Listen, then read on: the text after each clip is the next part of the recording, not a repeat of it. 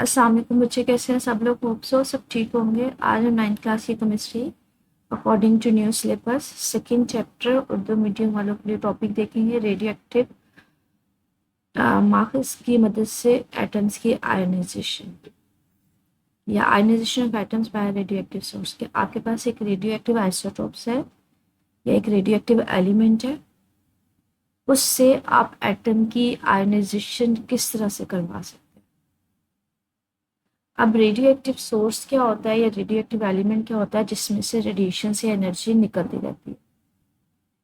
Ionization क्या होता है, हमें पता है एटम में न्यूक्लियस के बाहर इलेक्ट्रॉन्स घूम रहे होते हैं, तो अगर इलेक्ट्रॉन को बाहर निकाल दिया जाए तो हम कहते हैं उसकी आयनाइजेशन हो गई है। कहते हैं रेडियो एक्टिव मार्क्स से निकलने वाली रेडिएशन मार्क्स एटम आयंस में तब्दील हो सकते हैं। कहते हैं जो रेडियो एक्टिव एलिमेंट्स होते हैं ना, उनसे जो रेडिएशंस निकल रही होती हैं वो किस में तब्दील हो सकते हैं? आयंस में। आयंस में किस तरह से निकलेंगे? इलेक्ट्रॉन निकल जाएगा तो पीछे सिर्फ और सिर्फ न्यूक्लियस की वजह से जो चार्ज आ जाएगा वो पॉजिटिव आ जाएगा। मिसाल के तौर पर एक अगर रेडियो एक्टिव एलिमेंट 226 रेडियम 226 से निकलने वाले रेडिएशन को किसी एटम से टकराया जाए तो इसमें से इलेक्ट्रॉन या इलेक्ट्रॉन्स निकल सकते हैं। कहते हैं हमारे पास क्या है, रेडियम 226 रेडियो एक्टिव एलिमेंट है। कहते हैं उससे जो रेडिएशंस निकल रही होती है ना, अगर वो किसी एटम के साथ टकराए ना तो वहाँ से इलेक्ट्रॉन्स या एक से ज़्यादा इलेक्ट्रॉन्स जो है ना वो निकल सकते हैं, या एक इलेक्ट्रॉन निकल सकता है या एक से ज़्यादा इलेक्ट्रॉन्स निकल सकते हैं, जिसके नतीजे में क्या होगा, एटम आयनाइज हो जाता है। आयनाइज का मतलब ही ये होता है कि इलेक्ट्रॉन का निकल जाना। ताहम इस अमल की कामयाबी के लिए ज़रूरी है कि टकराने वाले रेडिएशन की एनर्जी कम से कम इतनी हो कि वो एटम के ऑर्बिट में मौजूद इलेक्ट्रॉन को बाहर निकाल सके। कहते हैं वो एनर्जी इतनी होनी चाहिए कि इलेक्ट्रॉन्स को बाहर निकाल सके। अगर आपको मैं इसको फिगर के थ्रू दिखाऊं तो ये हमारे पास कुछ इस तरह से होगा कि ये सेंटर में अगर न्यूक्लियस है तो हमें पता है इसके बाहर जो ऑर्बिट्स में इलेक्ट्रॉन्स घूम रहे होते हैं, न्यूक्लियस के ऊपर चार्ज पॉजिटिव होता है, ये इलेक्ट्रॉन्स के ऊपर चार्ज क्या होता है, नेगेटिव होता है। अब मैं कहती हूँ कोई रेडियो एक्टिव आइसोटोप था, जैसे रेडियो एक्टिव एलिमेंट था जैसे रेडियम 226 है, तो उससे कोई रेडिएशंस निकल रही थी, कोई एनर्जी निकल रही थी।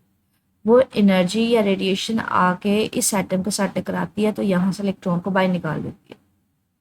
इसी को हम लोग नाम देते हैं आयनाइजेशन का।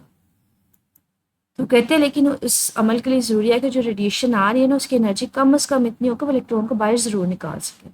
दरअसल इस अमल के दौरान रेडिएशन एटम में मौजूद इलेक्ट्रॉन से इस शिद्दत के साथ टकराती है कि वो एटम से बाहर निकल जाता है। वही मैंने आपसे अभी फिगर में भी दिखाया है कि रेडिएशन आके एटम के साथ टकराती है तो इलेक्ट्रॉन को बाहर निकाल देती है। अगर सोडियम के एटम से इन रेडिएशन को टकराया जाए तो इसमें से इलेक्ट्रॉन खारिज हो जाता है। कहते हैं आप एलिमेंट स्पेसिफाई कर लो कि एक सोडियम एटम है, उसके ऊपर आपने रेडिएशन फॉल करवाई है, एनर्जी उसके ऊपर आके गिरी है, तो उसमें से इलेक्ट्रॉन निकल गया। इलेक्ट्रॉन निकल गया तो बाकी हमारे पास न्यूक्लियस की वजह से चार्ज कौन सा आ जाता है, प्लस चार्ज आ जाता है, और नतीजतन सोडियम एटम सोडियम कैटाइन में चेंज आ जाता है। बच्चे कैटाइन का मतलब होता है जिसके ऊपर चार्ज क्या हो, प्लस चार्ज हो। अब ये देखते हैं क्वेश्चन एक्सरसाइज में किस तरह से पूछा जा सकता है, तो एक्सरसाइज को देखते हैं हमसे।